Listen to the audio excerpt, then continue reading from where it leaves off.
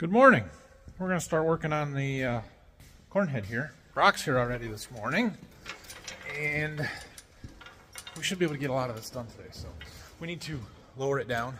I don't know, he just left with Dad, walked outside somewhere. I don't know if he's helping Dad with something or what, but we need some sawhorses and a piece of plywood to put all the parts on, keep everything organized, and get it cleaned up.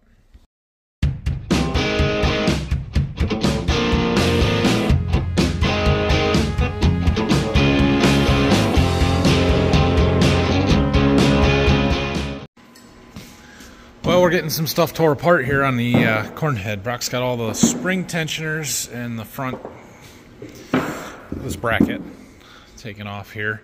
I'm looking at the gathering chains, trying to decide whether we need to do anything about them or not. Looking at these sprockets. There's definitely some wear. I don't know how well you can see it, but this isn't quite symmetrical. There's a lip under here, under this edge. The sides aren't terrible. I think we can flip these sprockets, take that bolt out and flip it upside down, and it'll wear on the opposite side, and we'll get quite a bit of life out of them yet. We'll have to go through and spin them all, see if the bearings look okay. Any of them are rough. These two happen to be okay. We are getting some wear on these deck plates. How big of a deal that is, I don't know. I don't really like this little cup we've got in here, but I don't know if it's hurting anything. Top sprockets look about the same. They just don't have quite the lip on the top side like the bottom ones do. So those are in pretty good shape. These little arms got some wear to them. Again, how much is that hurting anything?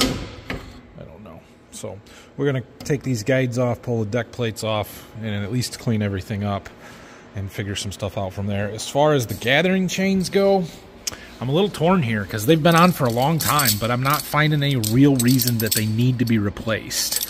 Like, when I have a chain off of a drive chain on something else, one of the things I always like to do is kind of turn it on its side, stretch it out, turn it on its side, see how much it curls. That is very little. And I realize it's doubled up, but that doesn't move side to side very much at all compared to some of the roller chains that we do. Now some of these rollers here seem like they're a little sloppy, so maybe that's some wear. And it does stretch some, although it's really hard to tell because it just moves. I don't know. I really don't think they're too bad, so I'm leaning towards flipping them, putting, this one over here and vice versa, so that you're wearing on the opposite sides a little bit, and running them another year. Looking at some of these components, these are all fine. They're dirty. They need taken apart and cleaned. I just did that one a little bit, but there's just a lot of dirt packed in here. These springs, bolts, spacers, these are the tensioners, right? And you can see we've got some significant wear on this bolt. Is that a cause for concern? Yeah. We don't use those threads. So we don't get it that tight, so until the bolt breaks, that's not really a problem. These are all dirty. Gotta get cleaned up. But yeah, that's why we tear it apart, because it's dirty. And it's going to be worse once we get these off, and you can get underneath there. The question then is, once you got it all cleaned up, what do you do from there? Just put it back together, spray some fluid film on it, or get the paint gun out. This was what usually ends up happening, which I don't really want to do that, but we'll see. I ran to town and got my parts for my man lift. Brock's been doing some cleaning here. Looking at a couple of other things, we've been having some issues with these feelers. Essentially, there's some wear up in here where this zip tie is that's allowing it to drop too far, and it's throwing the voltage off on them. So we put that zip tie in there, kind of a temporary thing to keep it from moving so far. But we should take those off and maybe put a bead of weld on them or something and fix that up. And this head is 2014. It's got 10 years use on it. Probably somewhere between, it's got to be pushing 15,000 acres through it on an 8-row. There's some stuff that's going to be wearing out. So we're getting there.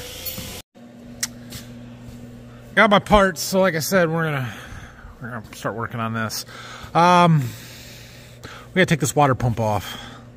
Should be just 3 bolts, and I think it comes right out of there. So let's see what happens. Well, there's the old water pump. I don't think there's anything bad. It's one of those you're there, change it kind of things. So I'll clean this up a little bit, and we'll get the new one on, and then we'll start working on our belt. I gotta figure out the timing. Yeah, crap. There's no timing marks on that bottom sprocket pulley like there is on the other ones. Wonder if it doesn't matter. It's gotta matter. What does this do?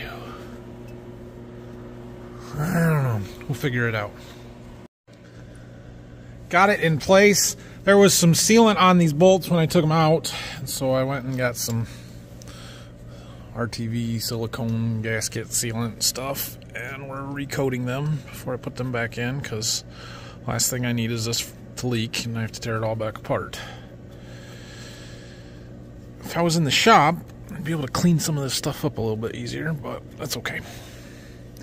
Oh yeah, I gotta get a new hose clamp to replace those. Try to clean up some of those leaks. There. Okay. We gotta get this piece back in.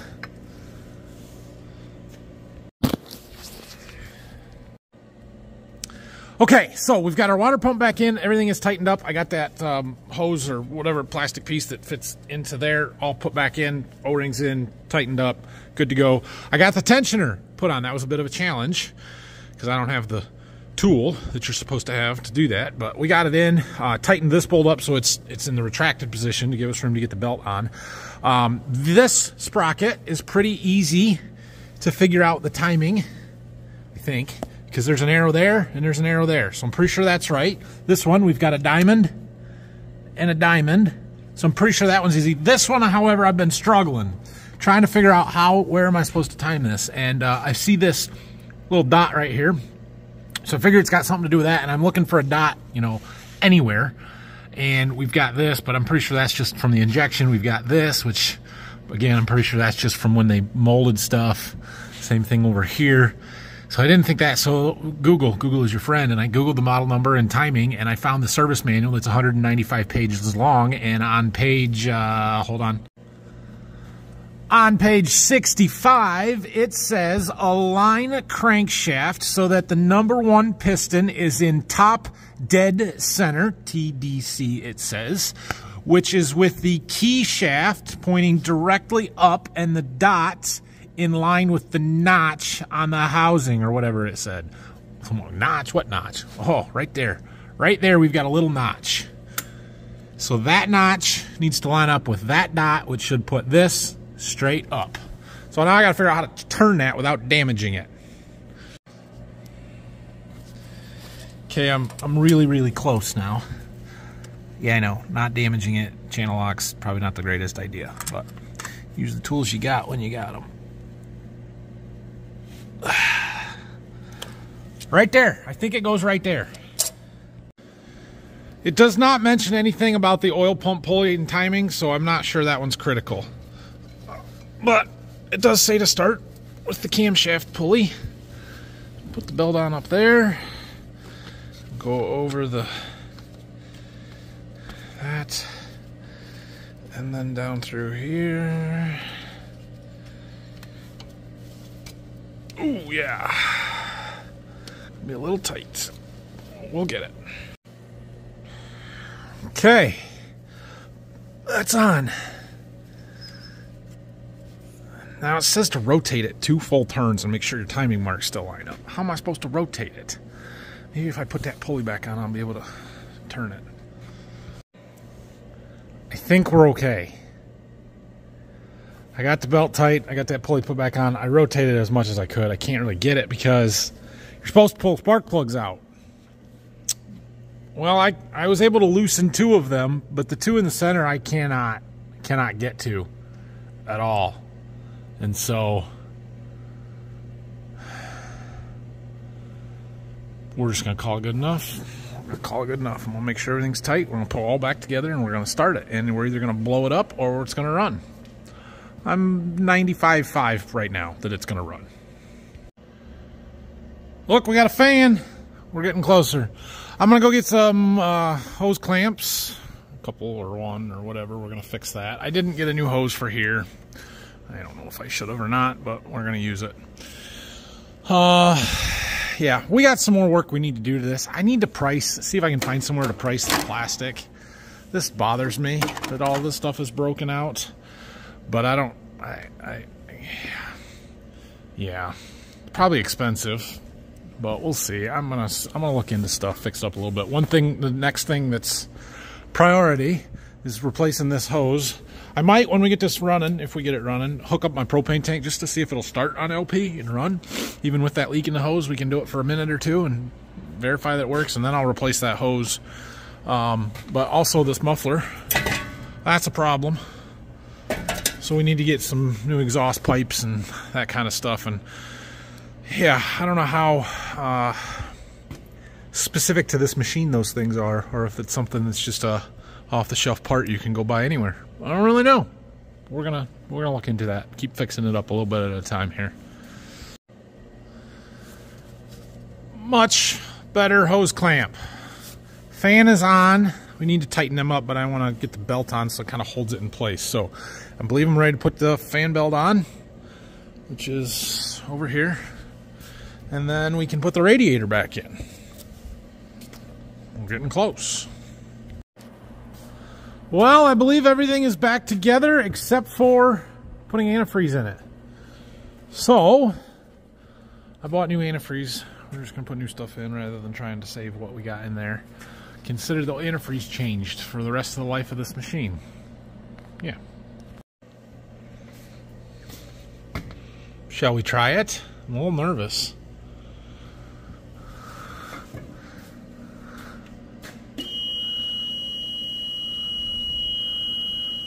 Moment of truth. And the battery's dead. Oh, you gotta be kidding me. Oh, maybe not. It's trying.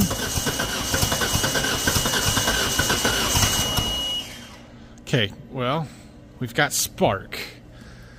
That's better than it was. I wonder if we got, a flooded engine because of all the cranking that we did before trying to figure stuff out.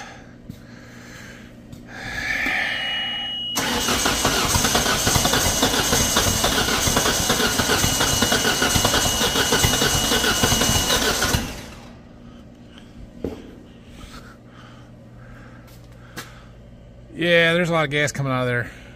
I'm gonna let her sit, air out. We'll come back after lunch, I think. I don't know. Yeah, we're gonna do that and then we'll see. I went and got lunch. Let's try this again. Start. It's trying.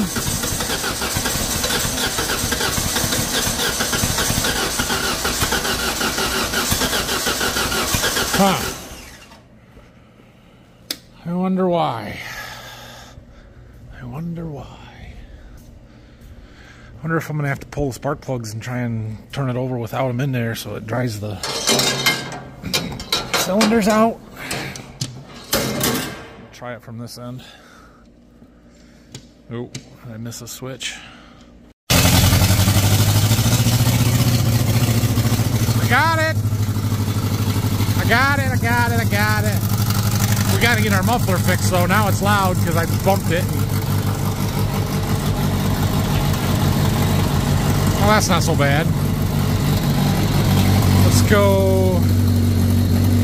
This should make it shut off. See if we can start it from the platform and if all the controls work. I flipped the fuel switch over to LP for a second so it would stop putting fuel in. And then it started and then it died. And then I flipped it back to gas and it ran. Ha ha! That's a win! That is a win!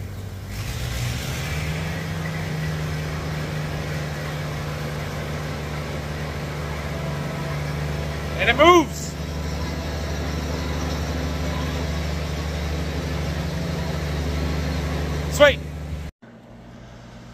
Okay, well, we got a little more cleaning up and stuff to do, but I got most of the farm's tools and stuff that I got to take back. And we're going to go back down and keep working on our combine a little bit, or, well, mostly Brock's going to do that. I got to take some inventory of our chemicals and try and get some of that stuff figured out, because I got to get an order placed tomorrow, I think. So we're figuring stuff out. Or, yeah, we got other things to do than work on this, I guess, is what I'm saying. Brock's about got all those pieces cleaned up. I'm gonna take apart the rest of this one row unit here. We're gonna look at stuff a little bit closer and see what we got on the rest of this.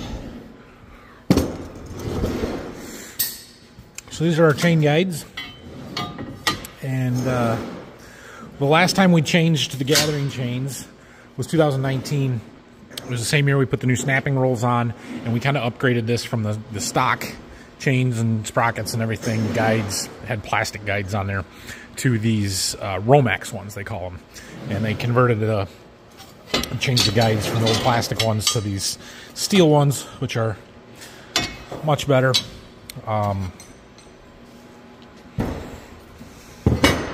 some stuff out of the way here. And the sprockets are a little bit different. The chain, yeah. Anyway, that's how long all this stuff has been on there. Okay. So that's not horrible. Obviously, it's dirty. We got to clean that up.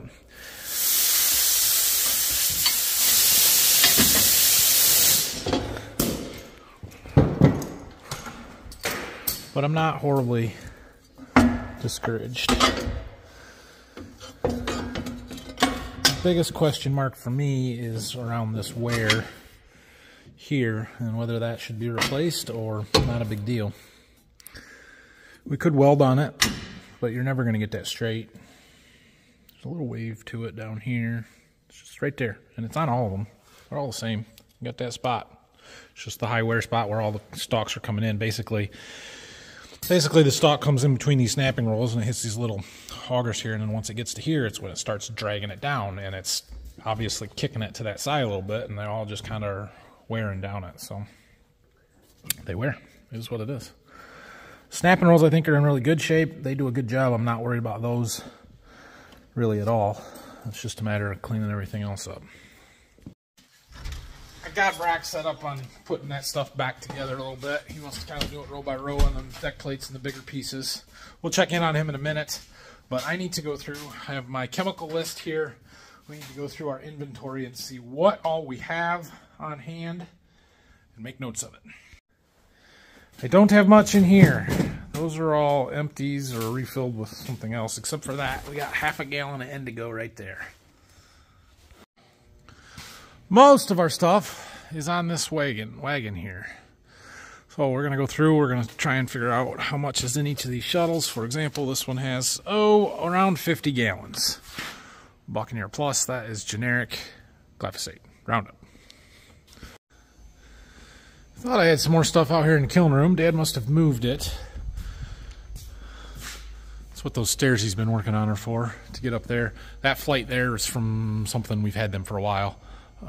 Used them somewhere and took them down, and anyway, they're not long enough, tall enough, so we had to build some more to make it big enough to get up there. So I think maybe over in the new part we've got some stuff stashed. Yeah, there's a little bit of stuff there, isn't there? Okay. There's a lot of Roundup is what it is. All right, well, we'll go through the list here, see what all we got. A lot, actually. That's good. That's good. Okay, I think I've got everything. We've got a list. So we bought a bunch of glyphosate this fall because it got really cheap relative to what it used to be. A few years ago, we were paying, well, I don't know if we were paying, but they were trying to get people to pay more than $50 a gallon for glyphosate. And 2 years ago, even, it was still in the $30 to $40 range. It was really expensive. Got down to $11.50 a gallon this fall. And so we loaded up, bought 1,000 gallons. We got enough for a couple years here, probably. It's fine, it'll keep. So the rest of this stuff is just little bits of intermix, mix and match stuff. The A-frame is my generic fungicide I use on corn. Some Ag Explorer products that we didn't get used up left over. We got a little insecticide back there. We've got some clethodim in those boxes down underneath. That kills volunteer corn. A little bit of Liberty and generic version. So I've got it all written down. Now I can figure out how much we need to buy for next year. So you can see what we're doing here a little bit. Cleaning up the surface underneath where the deck plates run. It gets rusty and a bunch of dirt on it and pitted, and so he's cleaning that up. He's cleaning up these deck plates, top and bottom side, getting all this dirt and stuff off of there. We are flipping those sprockets over, and then I like to spray on graphite, the same stuff we use on seed plates on the planter, this graphite lubricant. Anything that moves and slides, I like to spray that on. So, like this side under here, under this deck plate, because this deck plate on the left side moves, right? So we'll spray this surface with graphite. There's already some on there. In fact, look at my fingers now.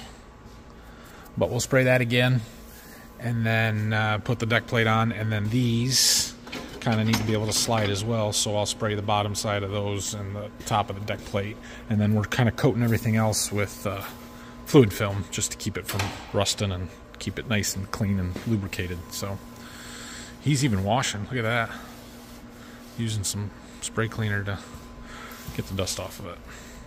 It's good. While he's working on that and cleaning, another thing we need to do is check the oil in the gearboxes.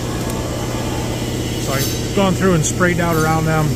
Now we just make sure there's a little bit of oil on the end of that dipstick, which there is. And we put it back in there very carefully. Should not use the impact for this.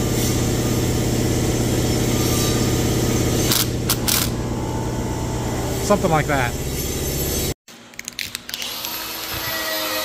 There is a fair bit of wear from right here. It's where those, yeah, why I'm spraying them.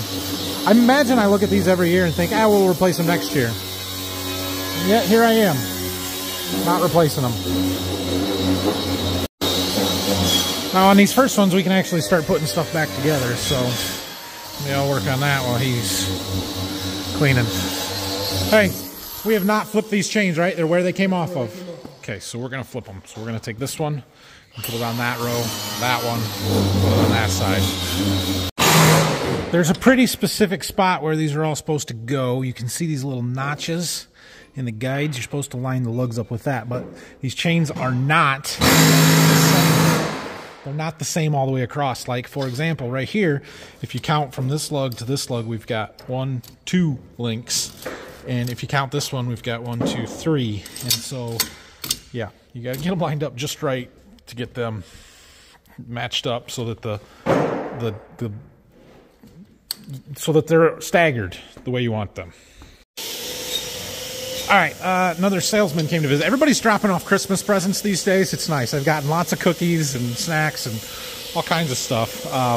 Anyway, I think I've got this timed to where they want it. We're kind of right by the notches. They're not a total stagger, but they're, yeah, that's how we're going to do it. So the next step is to tighten these. We got to get a wrench and hold this nut and tighten it until it threads into that nut, and then it pushes. Something like that. Now you don't want this spacer to be tight. You want like a half a spring. Something, I think it's like 1/8 of an inch or something. I probably got that just a little bit too tight. So we back this off. About there. That way it's got some give to it. But that spring is pushing on this piece. That piece is obviously attached to our front idler sprocket, and that's what keeps the tension on that spring. And then we take this nut and we jam it on there, which keeps it from loosening up on its own.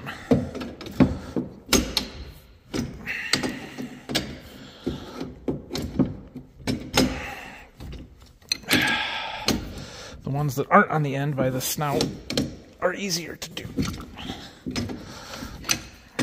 Come on.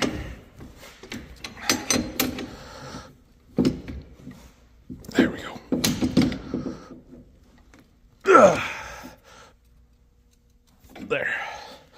So that one is good. Done. Good to go. You can see we've got basically this much travel yet in that. If that was bottoming out, then our chains are stretched way too much and time to be replaced. This is actually it's closer than I thought it was going to be. You can see some of the worn threads in there. That's from obviously this piece moving back and forth. I'll say it. I think we say this every year, or have the last couple of years, but probably one more year. We probably get to run these chains one more year, and then we're looking at a pretty major rebuild of new parts, possibly deck plates, at least bearings, if not the whole sprockets here, the bolt, the tensioning bolt. A lot of this stuff is going to have to get replaced. These plastic guides might have to get replaced, just a lot of stuff. So it worked fine. We didn't have any issues this fall, which is why I'm pretty confident in putting stuff back together and just running it again. I probably sound like I'm talking through this a lot today on whether or not we should replace stuff. A lot of that has to do with the fact that I kind of... If you've been following this channel for any length of time, you kind of know that we tend to do a pretty thorough job with maintenance, right? You've seen us clean in here, and I'm not saying that other people don't do a good job. I'm just saying that we tend to be a little bit more thorough in going through things. And so I almost have this like, we should just replace them, right? Who cares how much it costs? Just replace them. But I'm trying to not do that, where if the stuff is good and we don't need to replace it, let's run it and get our money's worth out of it. Be a little bit more conscious of that kind of stuff than maybe I have in the past. So I am talking myself into running these again rather than replacing stuff now, because I haven't seen a performance issue. I have not seen anything degrading as far as how this works. We have not had any more major breakdowns or any little breakdowns or anything that would say, all right, this is going to be a problem. We got to fix it now. So yeah, I am talking myself into it, but that's just kind of how it is here today. Well, half of it is done. All back together, sprayed down with some fluid film so it doesn't rust, and it lubricates stuff a little bit. I know that's not chain lube, but it does help get in them chains and rollers and lubricate stuff a little bit. So I like it. Anyway, those four are done. Brock had to go. He had a fire call that was a long ways away that he wasn't going to go to, and then another fire call came, and he's like, okay, I got to go. So he left in a hurry. Anyway, we're well over half done, because half of it is done. This side here, we've just got to finish taking these apart and wire wheeling them off and cleaning it up, and then start putting stuff back together. He's kind of halfway through that row right there. I'm going to let him, I don't know when he's coming back. I'm not going to work on that right now. I am going to try and take apart one of these row feeler things. These are height control on the head, and like I said earlier, we've got some issues with them being out of the voltage range on the sensor because of some wear. And so I'm going to take one apart and see if we can fix it. Well, I've got this sensor assembly, we're going to call it an assembly, all tore apart here, and I'm trying to decide what to do about it. So they said, the tech told me that there's wear on what would be this surface and this surface, where they kind of meet together, that's allowing that arm to drop too far when it's not touching the ground, and it's causing the sensor to be out of alignment. There sure doesn't look to be a ton of wear on there, like maybe some. Boy, I can't believe that that's causing that much of a difference. And then I started looking at stuff, and boy, this pin's pretty sloppy.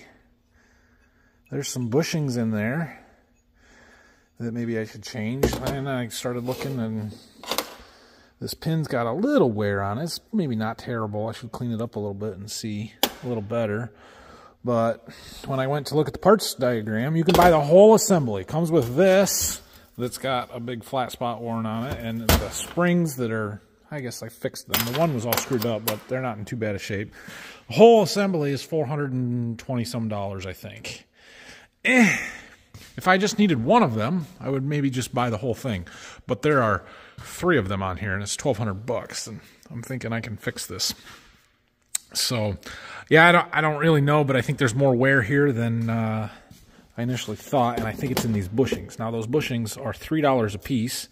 I can get them, change them pretty easily, and hope that it cleans it up. This pin is like $66.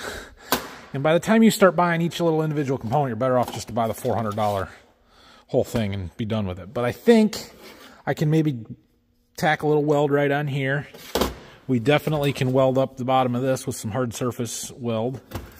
And then, you know, grind this nice and smooth.